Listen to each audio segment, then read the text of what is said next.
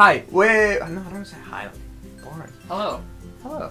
This is a new series where I'm going to take you through recording, and I'm going to start with bare basics, and we're going to eventually build up to the point where you can record yourself a genuine song that sounds pretty damn good. And I'm going to take you through loads of different videos, all on very specific things, so you all learn what essentially you need to know. It's going to be kind of a DIY style recording, so you're not going to need thousands of pounds to do what I'm going to show you, which is essentially why I want to make it, because there isn't very many DIY stuff. If you type in DIY studio on YouTube, you can guarantee it's at least 10 grand to actually do what they're doing. So this is going to be a genuine, really cheap thing. So, start it off, let's say, what do you actually need? Because that's the stuff that you're going to need to have before you can do it. So I'll show you what I have, and I'll show you what you need that I don't have because I don't need it. Awesome. I approve. Let's start very beginning. First thing you need is a program that will actually record. Now, there are some free ones. There's free ones like Audacity. Do not recommend that because that will just record. Do not. Avoid it. Please avoid it. Reaper, which is apparently, it does the stuff, but it doesn't do it very well. Apparently, I haven't used these. And Joe has, which is why I'm saying this. It's shit. It's really shit. And what's the one that you said was good that's FL free? Studio is kind of good. But it's not free. No, not free. Okay, so in terms of ones that you're going to have to pay for, if you're on Mac, Logic is really good. That's what I'm currently using.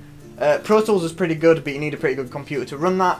So in terms of if you've got a cheap computer, Cubase is the one to run for. However, if you don't have the money, there are ways of getting those, which I won't talk about, which you should already know how to do. Naughty. You can find them on the dark side of the internet.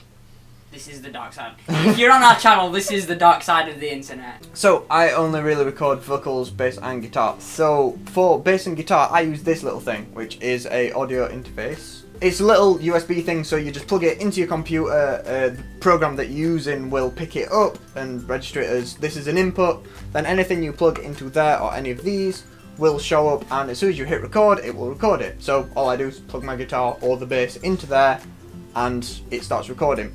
Now, obviously, that means you're not running it through an amp. It's because this is cheaper using than a mic or an amp. So I will also do an episode later on about the sounds and the amps that I use digitally. The other thing I record is vocals, which I use this little thing here, which is the mic that I'm currently using, and I imagine that sounded really weird and currently still does, so I'll put that back. That is a little USB mic. All the links for these to buy I'll put in the description just in case you want them, or there's obviously substitutes. USB mics, USB audio interface, Amazon them to try and find one that I guess suits you.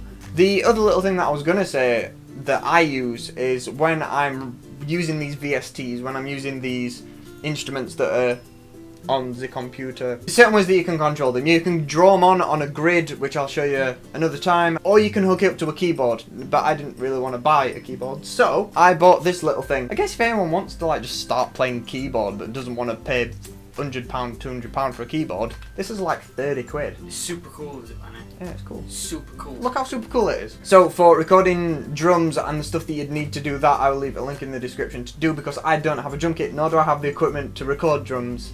I use the instruments virtually. So if anyone is wanting to do that, I won't leave you out. There will be descriptions, and I'll do that with every single episode. If there's anything that I don't have that I think you might want, I will give you links to stuff that will help you with that. So, I believe that's it for episode 1. So, next episode I will show you the structure of what your mix should look like, because it is very different playing live to when you're recording. So I will take you through the little differences between them and the bits that obviously make it better than live.